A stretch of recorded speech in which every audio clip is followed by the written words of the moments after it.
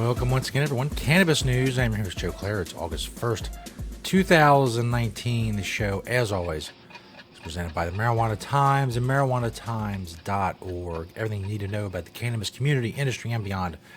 marijuanatimes.org. You can also find this show there as well. Today, talking about a French judge who ruled that someone was not responsible for killing someone else because they smoked marijuana.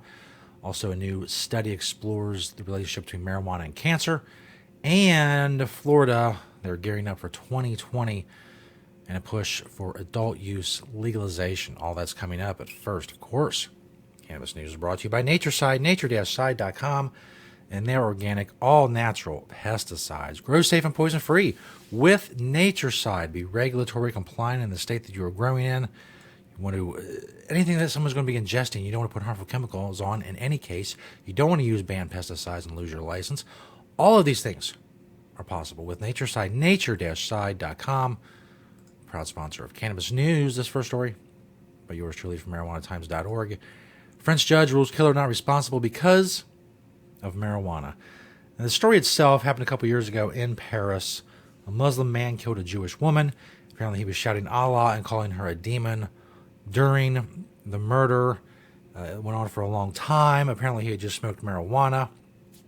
Now, as I point out in the article, I don't know a lot about the political and religious things that are going on in France right now. I know there's some unrest politically. I know there's some tension religiously between Muslims and Jews, and how Christians fit into that, I'm not sure.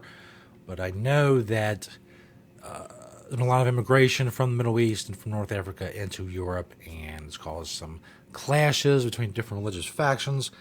You know, I don't know enough about that to be able to opine on that. Here's the problem I have with it, and here's where I am qualified to comment. One, I'm qualified to comment on the effects of cannabis, and two, on the mindset of prohibitionists. I've mentioned this a couple times before. I mentioned an article just the other day, this narrative that marijuana is somehow dangerous, it needs to be highly regulated and restricted because it's dangerous. This is not the first time we've seen the marijuana made me do it defense for a murder. Why the judge ruled this way, if there's an excuse for something else, if it's for some greater purpose, I don't know. Again, I can't comment on that. But the notion that this guy smoked some marijuana and that caused him to kill someone else is, one, ridiculous, and two, it is dangerous because it puts forward this narrative and carries forward this narrative that marijuana is a dangerous thing. Obviously, if someone's not responsible for killing someone else because they smoked marijuana, then that would, if that was true, then I would accept that marijuana is dangerous, but it's not true.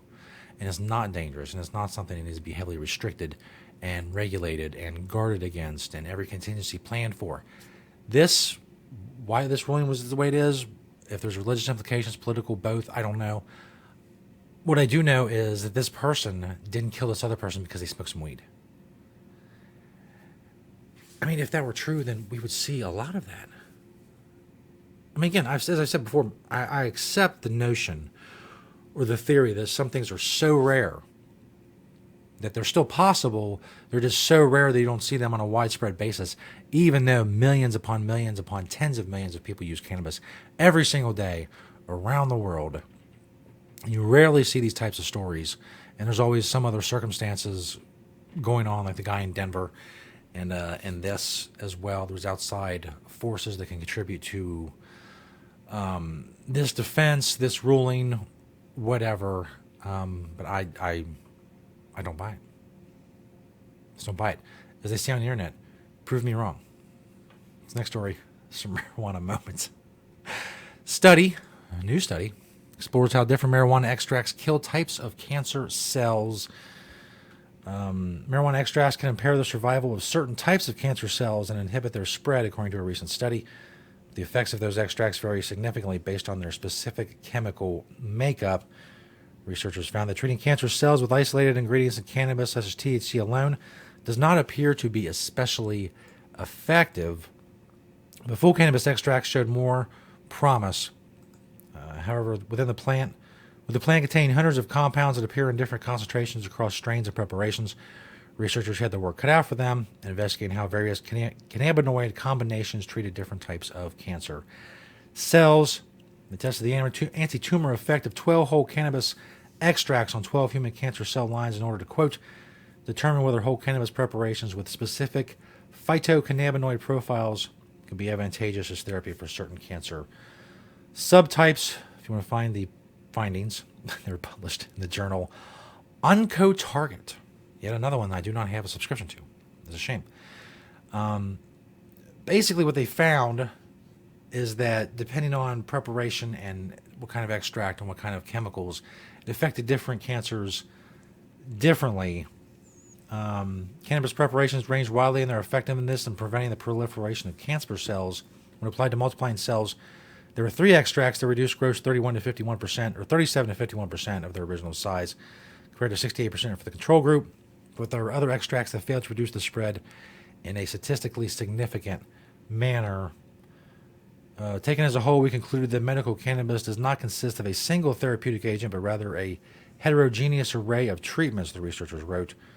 We propose that the fate of specific cancer cells following cannabis extract application is dependent upon the synergistic effects of its phytocannabinoid composition concentration applied, along with the cell-specific characteristics. In other words, they couldn't find a specific strain in a certain form that would affect cancer cells all in the same way. So, for example, 2 distinct forms of prostate cancer cells were found to be sensitive to entirely different marijuana extracts. And I couldn't help but think, while I read this story and thought about this, all the anecdotal evidence I've seen over the years of cannabis curing someone's cancer. A good example is, of course, the most legendary, I suppose, example is Rick Simpson. Not only the people that Rick Simpson treated directly, but the people who used his oil, and there's hundreds and hundreds of them that will say, and they'll tell you to this day, that Rick Simpson's oil cured their cancer. But you can also go online and find tons of people who say that I tried certain oils, I tried cannabis, I tried this, I tried that, and it didn't affect my cancer, it didn't help my cancer. You'll find studies that say it kills cancer cells. You'll find studies that say it doesn't kill cancer cells. And I think the answer is there are things that will kill cancer in cannabis, but we're not at the point yet where we can just pinpoint exactly what it is. If you have cancer, should you try cannabis? I would. Speaking personally, if I was told tomorrow that I have cancer, I would try every manner of cannabis treatment that I could find. Is that what you should do if you have cancer? That's something you have to decide for yourself. The science isn't there yet as far as knowing exactly and being able to pinpoint exactly, again, what strains, what extracts, what preparations will kill specific kind of cancers. It's a combination that we can't recreate yet, but hopefully that's, if there's any one aspect of medical marijuana research that's the most important, I would submit that it's cancer. The ability to cure millions and millions of people in this country and beyond is something that you really can't put into words. As I said before, everybody either has had cancer or knows someone or is related to someone who's had cancer. It's that widespread across the United States and across the world. So for there to be a cure would be incredible. And I'm hopeful, like a lot of people, that cannabis contains that cure. A lot of studies have shown cannabis's ability to stop the spread of cancer cells and to make cancer cells die. And that's incredibly promising. And hopefully we continue on that track and continue to study this and one day find exactly what it is that cures specific kind of cancers in specific kinds of cannabis. So scientists, if you're watching this, keep working on that. This last story from MiamiNewTimes.com, with Petition Milestone, recreational marijuana is now one step closer in Florida. Activists pushing to get recreational weed on the 2020 ballot in Florida. The possibility of legalization now seems likelier than ever for them. Yesterday, the advocacy group Regulate Florida announced its petition to legalize pot had gathered more than 76,632 verified signatures, which is enough to trigger a review by the Florida Supreme Court. Scrolling down here, next, the Florida Supreme Court will review the language of the prospective ballot item, which would regulate weed like alcohol and marijuana. And in that, marijuana would be legal, quote, for limited use and growing for anyone 21 years or older. If the language is approved, Regulate Florida would need in excess of 766,000 signatures to put the amendment before voters. Florida Supreme Court review represents a significant milestone, but Regulate Florida still must hit several other targets to get recreational marijuana on the ballot.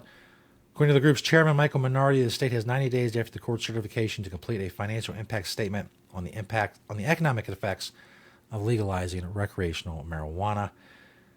State statutes also call for the Florida Secretary of State to send the proposed amendment to Florida's Attorney General, who has 30 days to give an advisory opinion and potentially challenge the validity of the petition. So things moving forward in Florida as they are around the country. And 2020 is going to be a huge year, especially for several ballot initiatives and ballot pushes around the country. And Florida will likely be the biggest when it comes to adult use legalization. We'll continue to cover those stories and others, of course, 5 days a week here at Cannabis News. Find us at marijuanatimes.org, of course, at YouTube and Vimeo as well. The audio version of the show, search Apple Podcasts, search the Marijuana Times there. Thank you to Nature Side, nature-side.com, and their organic, all-natural pesticides. Thank all of you for watching and listening today. We'll see you next time right here on Cannabis News.